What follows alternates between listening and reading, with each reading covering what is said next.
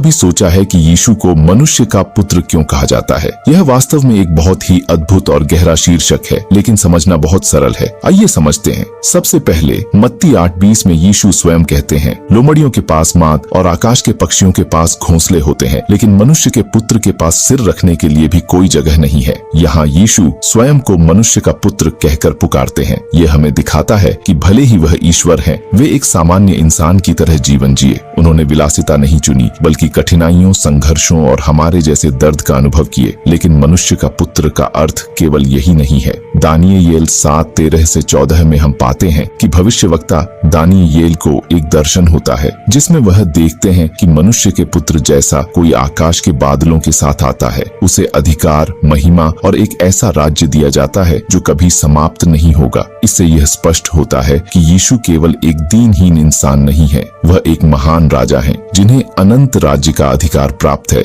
इसलिए जब हम यीशु को मनुष्य का पुत्र कहते हैं, तो इसका अर्थ है कि वह एक ऐसे परमेश्वर हैं जो स्वयं इंसान बनकर हमारे बीच आए, हमारे दर्द को समझे, हमारे साथ चले, लेकिन साथ ही वे एक ऐसे राजा भी हैं जो सर्वशक्तिमान हैं और अनंत काल तक राज्य करते हैं। मनुष्य का पुत्र एक ऐसा नाम है जो यीशु की दोनों विशेषताओं को प्रकट करता है, उसकी पूरी मानवता और उसकी पूर्ण दिव्यता।